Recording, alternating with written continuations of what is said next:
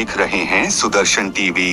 मध्य प्रदेश राजस्थान, एक साथ एक आवाज, न पक्ष न विपक्ष, सिर्फ निष्पक्ष समाचार। देश में आज से आईपीसी, सीआरपीसी और भारतीय साक्ष्य अधिनियम की जगह 3 नए कानून भारतीय न्याय संहिता, भारतीय नागरिक सुरक्षा संहिता और भारतीय साक्ष्य अधिनियम लागू हो रहे हैं। आज से संपूर्ण भारत व मध्य प्रदेश के 982 थानों में नए कानून में दर्ज होंगे अपराध और प्रकरण में जल्द निपटारा होगा। इन 3 कानूनों में एफआईआर से लेकर फैसले तक की समय सीमा को बांधा गया है।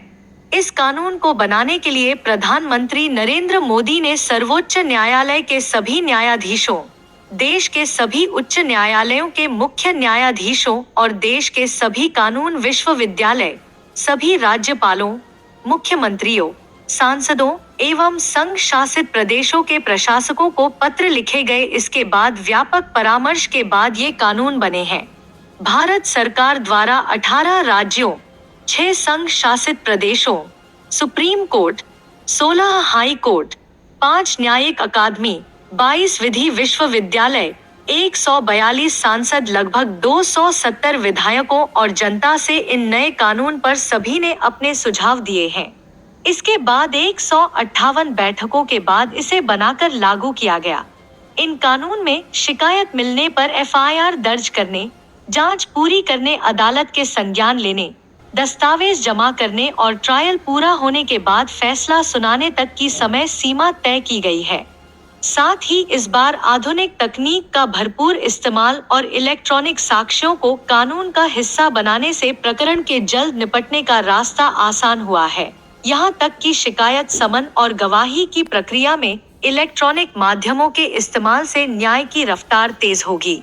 भारतीय नागरिक सुरक्षा संहिता BNSS में यह व्यवस्था की गई है कि शिकायत मिलने पर 3 दिन के अंदर एफआईआर दर्ज करनी होगी। 3 से 7 साल की सजा के केस में 14 दिन में प्रारंभिक जांच पूरी करके फिर दर्ज करनी होगी। 24 घंटे में तलाशी रिपोर्ट के बाद उसे न्यायालय के सामने रख दिया जाएगा। बलात्कार के मामले में 7 दिन के भीतर पीड़िता की चिकित्सा रिपोर्ट पुलिस थाने और कोर्ट में भेजी जाएगी। नए कानून के आरोप पत्र की भी टाइमलाइन तय है। आरोप पत्र दाखिल करने के लिए पहले की तरह 60 से 90 दिन का समय तो है, लेकिन 90 दिन के बाद जांच जारी रखने के लिए कोर्ट से अनुमति लेना होगी और जांच को 180 दिन से ज्यादा लंबित नहीं रखा जा सकता है। इन दिनों में ही आरोप पत्र दाखिल करना होगा। मजिस्ट्रेट 14 दिन के भीतर केस को संज्ञान लेंगे। केस ज्यादा से ज्यादा 120 दिनों में ट्रायल पर आ जाए, इसके लिए कई काम किए गए हैं। इस मामले में अगर आरोप तय होने के 30 दिन के भीतर आरोपी गुनाह को स्वीकार कर लेता है तो सजा कम होगी। ट्रायल पूरा होने के बाद अदालत को 30 दिन में फैसला सुनाना होगा। लिखित कारण दर्ज करने पर फैसले की अवधि 45 दिन तक हो सकती है। यह है खास नए कानून में पहली बार आतंकवाद को परिभाषित किया गया। राजद्रोह की जगह देशद्रोह बना अपराध। मॉब लिंचिंग पर आजीवन कारावास या मौत की सजा। पीड़ित कहीं भी दर्ज करा सकते हैं एफआईआर। जांच की प्रगति रिपोर्ट भी मिलेगी।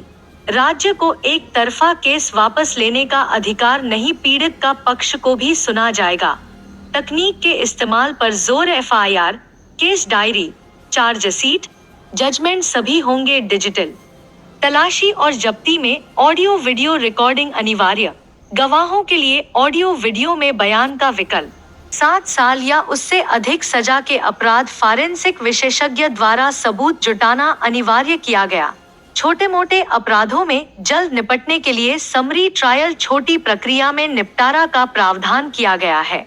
ये खासकर बदलाव नए कानून में लागू होंगे। साथ ही प्रदेश के मुखिया डॉक्टर मोहन यादव ने नए कानून की प्रशंसा करते हुए आम जन तक ज्यादा से ज्यादा इस कानून के बारे में जानकारी मिले ऐसे निर्देश दिए हैं। वहीं अंतर्राज्यीय परिवहन चेक पोस्ट की नई पारदर्शिता व्यवस्था लागू की है। Bureau report, Sudarshan TV, Madhya Pradesh Rajasthan. यशस्वी प्रधानमंत्री के नेतृत्व में सुशासन का शासन पूरे देश में चल रहा है। मध्य प्रदेश में भी हमने बदलाव किया है। 1 जुलाई से विभिन्न जो आरटीओ के चेक पोस्ट हैं, जो राज्य से बाहर के आवागमन के वाहनों के लिए अपनी भूमिका अदा करते हैं। इन सारे चेक पोस्ट पर सभी जिला प्रशासन के साथ हमने तालमेल करने के लिए और यहाँ होने वाली अव्यवस्थाओं के लिए, खास करके जबरन वसूली के या अन्य प्रकार की जो शिकायतें मिलती रहती है, इनको सबको दूर करके साफ सुथरे ढंग से जो आरटीओ का अपना मूल काम है उस काम को करने के लिए प्रबंधन किए गए हैं। मैं आपके माध्यम से बताना चाहूँगा कि मध्य प्रदेश में शासन सुशासन के लिए जाना जाता है और मैं भी अपना प्रयास है कि जहाँ जहाँ भी कोई शिकायतें आएगी सरकार वहाँ सख्त कार्रवाई करेगी। उम्मीद करता हूँ कि आरटीओ के इस चेक पोस्ट के बाद हमारे बड़े पैमाने पर आवागमन वाले सभी प्रकार के भारी वाहनों के संचालकों को, चालकों को, सबको कोई असुविधा नहीं होगी।